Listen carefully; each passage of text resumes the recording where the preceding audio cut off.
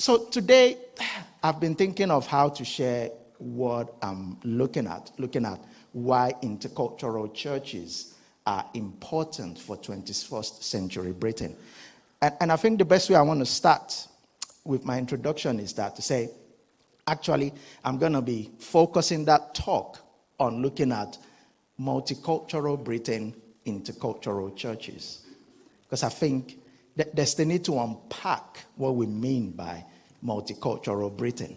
You know, it's a description that we use a lot when we describe Britain as a postmodern, there's a lot of post-Christendom, and you can continue in that sense. Secular, post-secular society, multicultural, multi-ethnic British society. So, whilst that is the context we are in, I think it's important to understand that context and why intercultural churches are significant in that space.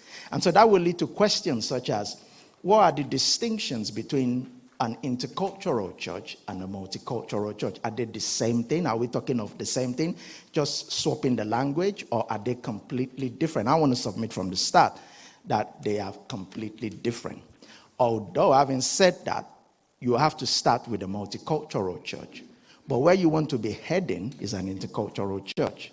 So you don't want to end with a multicultural church. And you will see the reason why I'm saying why you don't want to end with a multicultural church. Multicultural churches lend themselves to assimilation, whereas intercultural churches, at the core of it, is integration, authentic integration. So it's important, but there is an erroneous assumption in British public thinking and life that Britain suddenly became multicultural with the arrival of Windrush generation in the 1940s. So the Windrush generation is the African and Caribbean community who were invited after the post-war, Second World War precisely, to come and help rebuild the nation in that sense. So many were invited because they were part of the Commonwealth, but they were not the only ones that were invited. South Asians were invited. Other people from other Commonwealth were invited. So around the 1940s, there was an influx of migrants to the UK.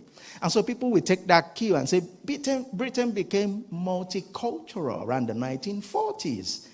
But that is very wrong. And the reason why I say that is this. From its genesis, Britain has always been multicultural. The first indigenous people that inhabited these islands that we now call Britain, not long after that, there was a migration in the first millennium BC of a group of people known as the Celts. And the Celts came to the UK in that sense. And so they brought their own culture, the Celtic culture. Today we talk about some parts of Scotland, Wales and Northern Ireland having a Celtic culture. In fact, we talk about Celtic Christianity. It dates itself back to that period when people came from other European society as it is, who were Celts, came in. It was a tribal group of people that came. But then not long after that, we had the Roman invasion of Britain, or of Britannia. And so the Romans invaded Britain as it is, and for about 400 years dominated these islands. And as a result of that, there was an historian, a clergyman called Venerable Bede. How many of you are familiar with Bede? He wrote the history of the English church, just like Eusebius wrote the first 300 years history of the church. In patristic period, the period of the church fathers and the time of the persecution. Venerable Bede wrote that because of those invasions, indigenous Brits asked for help so that they can help them to sort of overthrow their Roman overlords. And guess who were they asking help from? They were asking from those who were called Angles, Saxons, Jutes, and Frisians. And so you have all these other cultures and tribal people coming into Britain again. So you had a mixture so that later something developed we call Anglo-Saxon. Are you familiar with the word Wessex, Sussex, Anglia, the Anglican Church? These are Anglo-Saxon words. They are not English words. So when we say Britain is multicultural, there has been successive layers of migration that make it multicultural. But it didn't end there. Fast forward to around the 8th century, you have the Vikings from Scandinavia, again invading Britain. And so you have the Norse culture, from Norway, being embedded. The religion, the European religious worldview embedded here.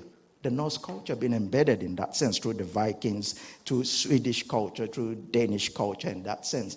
And then by the time you get to the 10th century, you have Norman. There was a guy called William the Conqueror, which I'm sure if you're familiar with English history, you will know about it. Again, brought the Norse culture, the Norman culture rather, to sort of permeate what was already existing.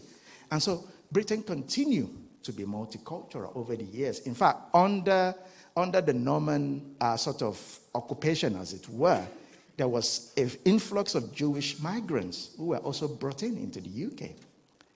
And then, of course, during the slave trade, there were lots of African slaves, again, who were brought in, and African Caribbean. And then, of course, when slavery was abolished, that continued. So by the time we get to the 1940s, Britain was already multicultural. But what happened is, because of the acceleration of people from the Caribbean and from Africa, I think what happened at that time, the best way to describe it is that Britain wasn't only multicultural, it also became multi-ethnic. Because the cultures that were coming before, they were not necessarily nations. You talk about the Celts, you talk about Anglo-Saxons, you talk about Jutes, you talk about Frisians, you talk about Mora. They were not necessarily nation states as we understand them today. Whereas the migration that happened from around the 1940s, they were coming from specific nations, whether Jamaicans, Nigerians, Pakistans, Bangladeshi, etc. People were coming. So Britain became multi-ethnic. And so Britain is a multicultural, multi-ethnic society. But how has Britain reacted to that? How has the political discourse shaped that? Allow me to paint this picture, because I think when you understand this picture, then you will understand the reason why we need to rise above a multicultural church, why we need to head towards an intercultural church. In the political discourse, there are different ways people view migration. An extreme version, will be your BNP, British National Party, which existed in the 80s. And your National Front, which existed in the 1970s, they fall into what you might describe as the right wing of British politics, the extreme right, who sees multiculturalism as a danger to Britishness. A danger, because they feel it's not going to help to build a community together if it's multicultural. And so those on the right wing always have a kind of a reluctance towards multiculturalism or migration. Those on the left, on the other hand, they embraced it. They are like, yes, multiculturalism is welcome. So if those on the right are more prone to sort of assimilation, those on the left are more prone to integration. Now let's welcome ethnic difference. Let's celebrate cultural diversity with equal opportunities, to use some key phrase from Roy Jenkins' definition of integration in 1966, for those of you who care to look into those things. And so those on the center, those who are not left or right, those on the center, they are like, well, it's not about assimilation, it's not about integration. Okay, it needs to be managed. Multiculturalism must be managed in that sense. Because yes, it's good, but it needs to be managed. But something changed for those who were even on the left on this conversation. In 2001, something happened that changed the whole conversation. There were some riots in the northern cities, not far from where we are, in Oldham, in Burnley, in Bradford, and in Leeds. And I think those riots changed the political discourse, so that those who were on the left, who were welcoming integration, now start to say that actually there is the need to manage migration, and there is the need to control multiculturalism.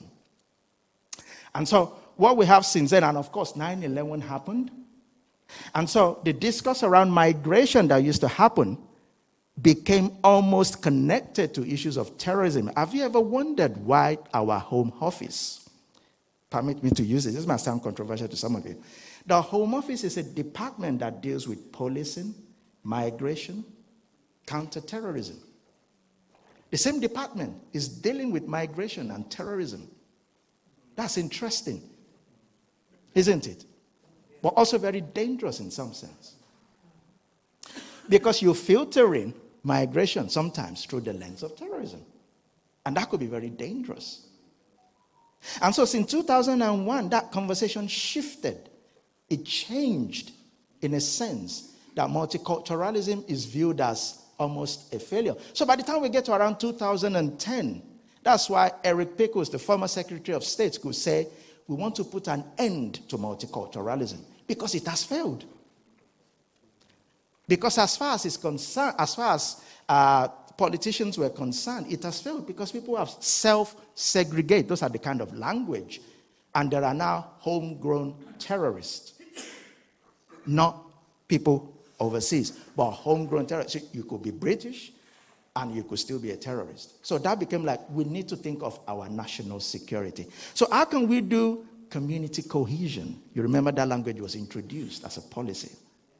Community cohesion. So how can we cohere around some British values and British stories? British identity. What does it mean to be British? It's a key question we must ask today. What does it mean to be British? Or to be precise in some cases, what does it mean to be English? Is it defined by whiteness or is it defined by other ways of looking at it? And these are questions that we are wrestling with today.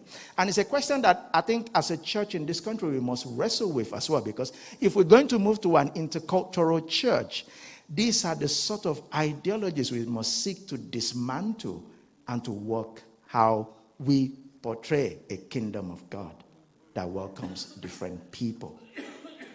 And so this is the background. This is the context, multicultural Britain. Hence, intercultural churches are very important. And so the thing is this, if we only stay at building multicultural churches, the tendency is that we will not be countercultural. That's the danger. If that's where you want to stay, just building a multicultural church, the tendency is that we will not be kingdom people. When I look at scripture, the gospel and the Old Testament understanding of God's kingdom has never been about one nation. And to put it bluntly, Abraham was the first Gentile to become the first Jew. But what that simply means is this, to unpack that, is that the fact that God started something new in Abraham.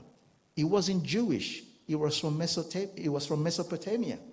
It was from what we would likely describe today as Iran or Iraq. And so God selected Abraham and his son and said, I will make you father of many nations. That is where the intercultural God's kingdom started from. And so by the time we get to Revelation, God was already building a picture.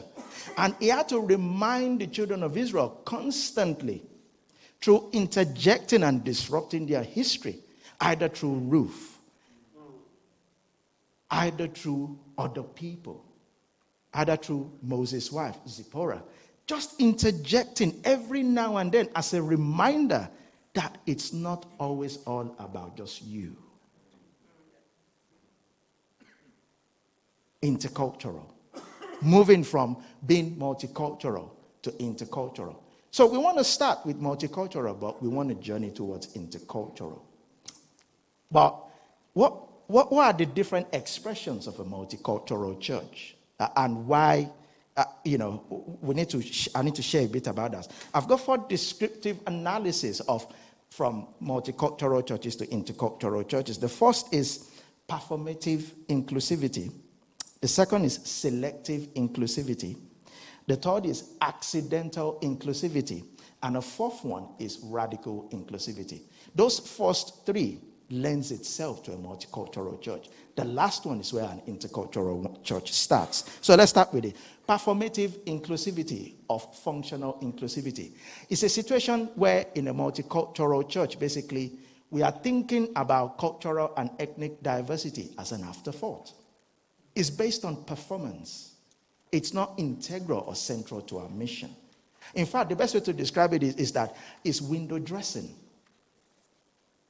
So it's possible to have a website that shows people of different color. It's possible to have flags that display people of, different people from different nations. But actually, at the core of the church, the idea of integration is still on the periphery. It's still at a level of functioning, at a level of usage, at a level of performance. It's an afterthought.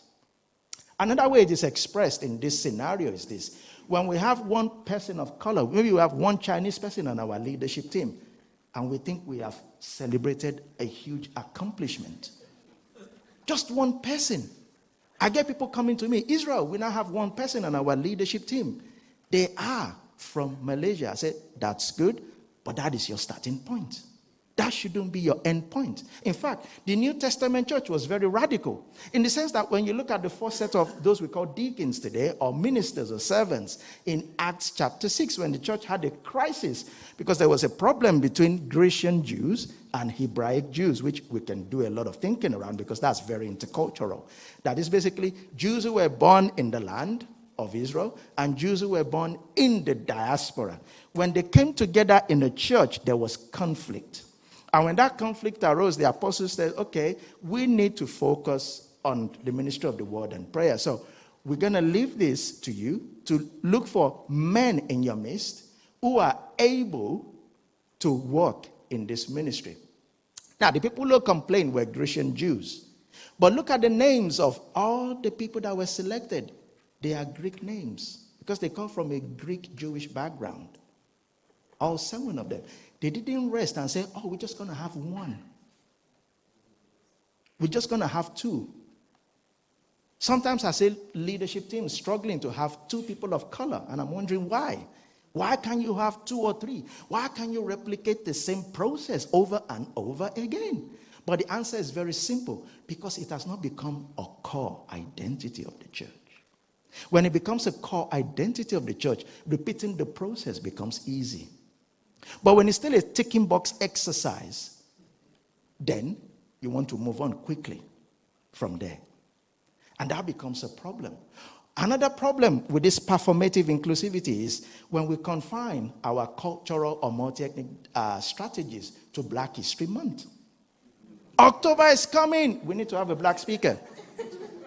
Why can't you have a black speaker in January? Why can't you have them in December to come and do your nativity service? Do they always have to speak about diaspora issues or race? Can they do biblical exposition? I deal with mission agencies sometimes who assume that all we can speak about is on race. My PhD is not in racial justice.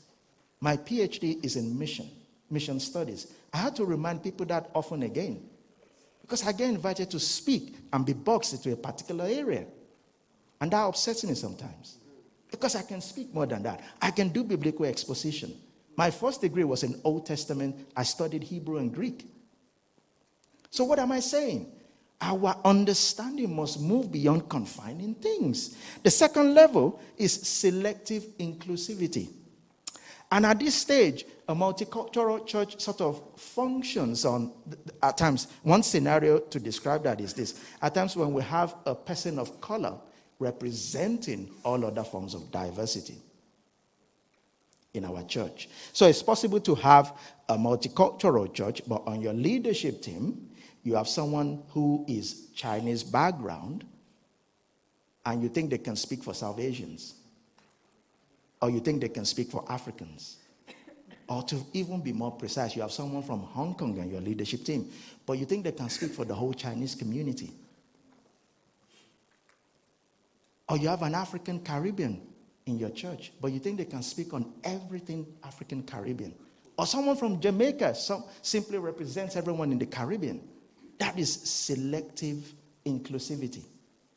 At times, it's about our blind spots, and at times, this might pander into our theology. So you might have African men on your leadership team, but there are no African women.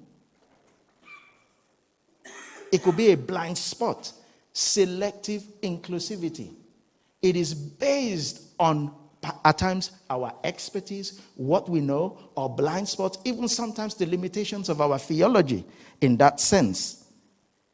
And so, how can we move beyond selective inclusivity? A third stage is accidental inclusivity.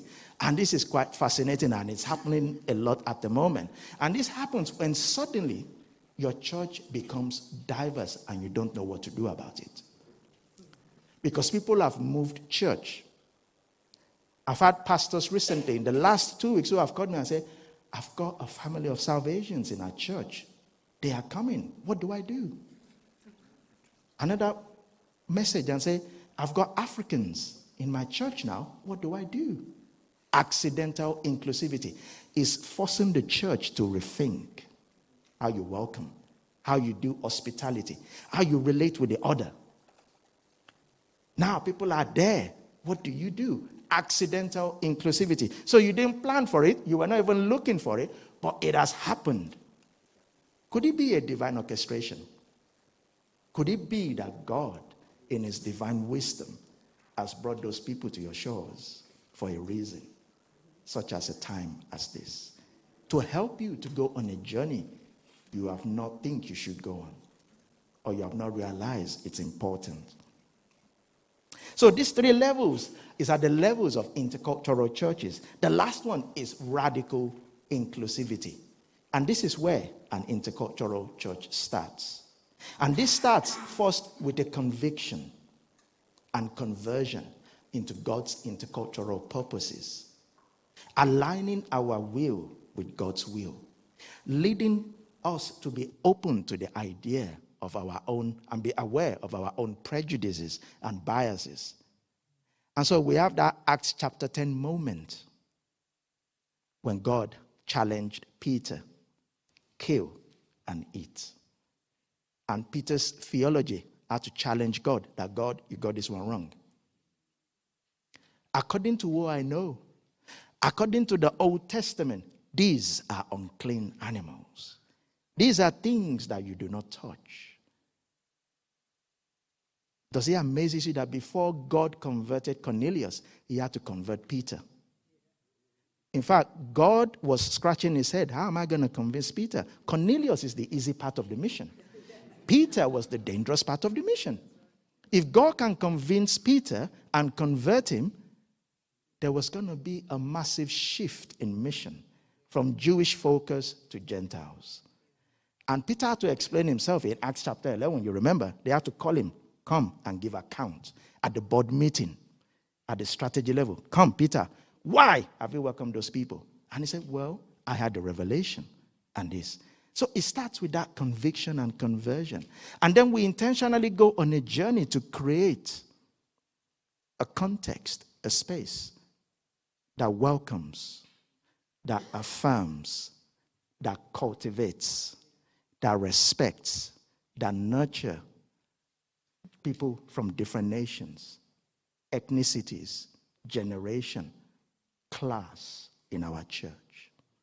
That is the starting point of an intercultural church. It stems with a radical inclusivity, understanding that vision, that intercultural churches are not the side dish. They are the main dish. They are central and integral to the DNA of the church. It's part of God's ecclesiology, how we should do church. And so why are intercultural churches important? 4 reasons for you why they are important. 1 is a sociological reason why they are important. Sociological because, as I said, Britain is now multicultural and multi-ethnic. And so because it is, our mission field is multi-ethnic and multicultural. So the church that is going to reach out to that multicultural, multi-ethnic has to be intercultural missionary movement. That is us, the church. And so there's a sociological rationale. And the last census, in 2011, it says ethnic minority in Wales and England was 14%. It's jumped to 18%, which simply means that cultural diversity is going to be on the increase. even in villages and rural areas. When I speak about some of these things, and people say, well, in my church and in my area, it's a village, we don't have people of color. I'm like, well, that's fine. I said, but you want to prepare for when they come, because they are coming. So you don't want to wait for accidental inclusivity. You want to be prepared for that radical inclusivity. So that's the first reason, sociological rationale. Second is anthropological rationale. God created one human race. God didn't create races. God created one human race. But that humanity is expressed in different physical features, different skin pigmentation, with different history and geography. And so God's anthropology is that there are diverse people. And so the question is this: is your church reflecting God's anthropology? Is it reflecting God's anthropology? Because God's anthropology is diverse. Diverse people. Even though one humanity, but diverse. Is your church reflecting that? That's the second reason. A third reason why we need intercultural churches today, and why they are significant, they are important, is an ecclesiological one. Now, when God created humanity and sin entered, which led to fragmentation and decreation. In fact, we can sum up the whole Bible in creation, decreation, and recreation. That recreation starts with the cross. And so what the cross was actually doing, the cross was correcting what went wrong in creation. And so the church, which is part of the body of Christ, a continuation of what God started, should reflect the work of the cross. Because the last I checked, Jesus died for all nations. Isn't that right? The Lamb of God didn't die just for Nigerians. He didn't just, as much as I'm a Nigerian, I would like to say that, but he didn't just die for Nigerians. He died for Ghanaians, even though they might have a different rice to us or cook different jollof rices. Well, anyway, we won't do that. He died for Chinese. He died for different people. And so the church should be an incarnation of the cross. That should be our ecclesiology. Different people. And then the last reason why I think intercultural churches is missiological. Missiological. God's mission. God's mission is boiled down to two commandments: love God and love your neighbor. The church is very good at the aspect of loving God.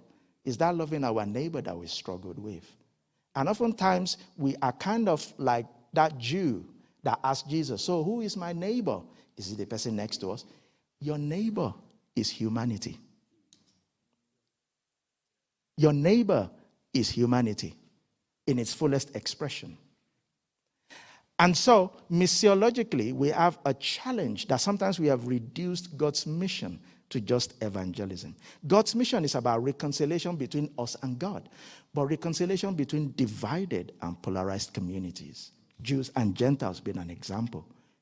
Our mission must continue that. That's why an intercultural church is very, very important. How many minutes do I have? Wow. That's fine, because I'm about to conclude, so that's good. I'm on point. It's good. Africans can keep time, you see. Very important. Very important. I want to end with some 4 key practices, because I know you are practitioners. 4 key practices that is important in an intercultural church. One is around language and power. A second is around intercultural leadership. A third is about unmuting muted voices in our churches. And then a fourth is developing polyphonic voices in our churches. So let's unpack this as I close. I think it's very important when we talk about intercultural churches to address the power dynamics and imbalance. Because often this is not spoken about. And I think we must constantly ask the question in our congregation, who has the power? And how is it being used? Who has the power? Who is in charge? Very important. But another aspect of understanding this is something around language.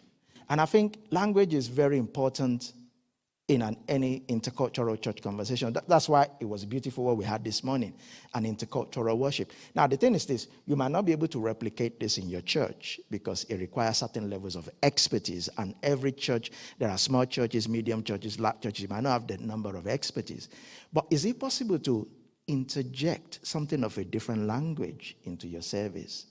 Maybe someone just doing the Bible reading in a different language and have it in English. You might just want to start there. There's something about language disruption in our services. And the reason why I said that is this.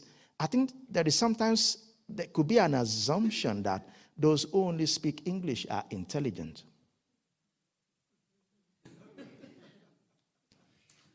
So we need to challenge that discourse. Or to think, that person have an accent. Who doesn't have an accent? Everyone has an accent. Even God had an accent. Jesus was Jewish. So everyone has an accent. And so there's something about language. So we need to begin to disrupt our services with interjecting different languages. Introduce it gradually. A Bible reading. Maybe a verse of a song or something. Language and power. Very important. The second one is intercultural leadership. That takes time to develop. That doesn't happen in a day. That takes intentionality. That takes mentoring. That takes time. It takes resources. It takes discerning. You have to combine all those things, and it doesn't happen overnight. So you have to invest in leaders who God has brought to you, people that God has brought to you. Invest in them, train them, send them to Bible college if you have to. Mentor them or have mentors for them. It takes time to develop. But an intercultural leadership is absolutely crucial to develop an intercultural church. A third point, unmuting muted voices in our churches. Who are the people that their voices are muted? Who are the people that we cannot hear in our churches? Are they the disabled people in our church? Are they the white working class in our church? Are they the women in our church? Very important. And then the last one, developing polyphonic voices. As you begin to unmute marginal voices, you develop an intercultural church that is polyphonic and create a symphonic balance of God's kingdom. Because we can suddenly hear the Chinese voices with an authentic theology. We can hear the Africans with a sense of who they are, not trying to assimilate to some British values, but trying to aspire to build God's kingdom. The thing is this, what an intercultural church will eventually look like in each locality will be very different, because we are creating something new. And that's what Paul says beautifully in Ephesians chapter 2. You bring in Jews and Gentiles to create one new humanity. Something radical, something new. The late Andrew Walls called it the Ephesian moment. And so I want to encourage you as you go on this journey. Develop those polyphonic voices. Unmute those voices in your congregation. God bless you.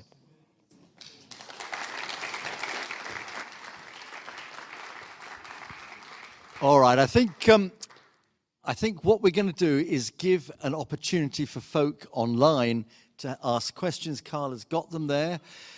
We here have Israel for this afternoon as well, and we've got a number of seminars. We'll explain those. So you will have if you want to quiz him further and deeper, then you'll have opportunity, those of you who are here. But let's get some questions from the folk online. Yeah, that's great. So we've got a question here. I'm just going to read out what Jonathan said. So hi, Jonathan. It says, it's great to hear about the power dynamics and muted voices.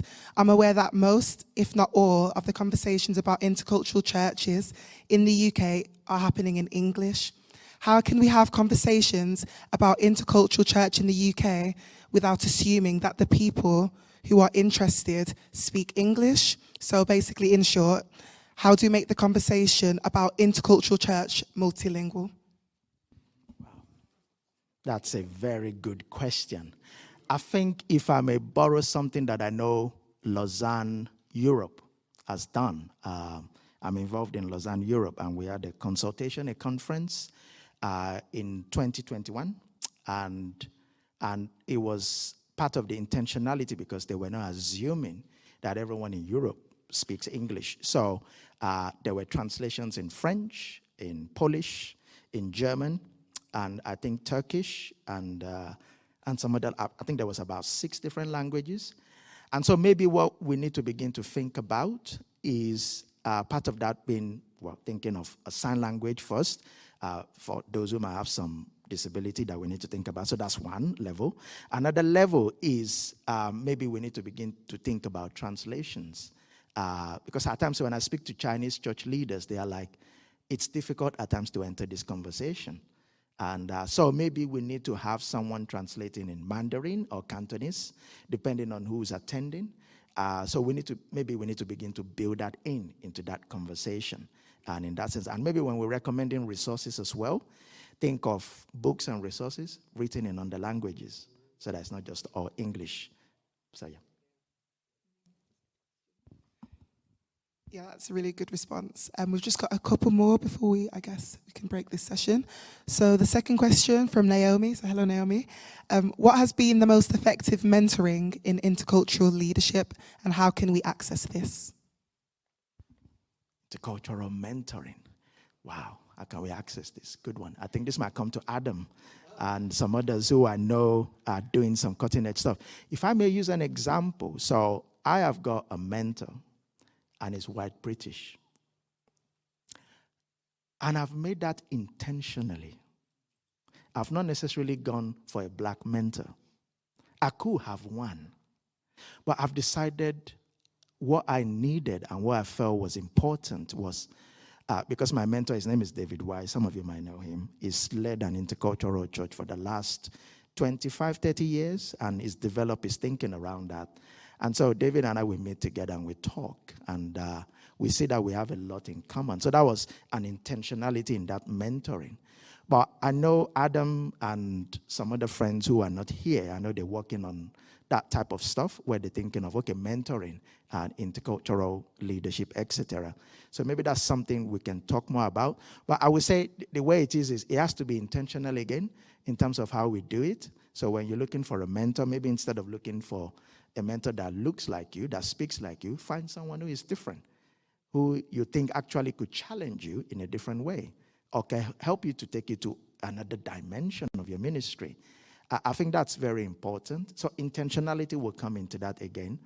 But we probably need to create a base, or maybe a kind of a database where we can share some of this and say, actually, if you're looking for a mentor, can we pair you with this person, this experienced church leader?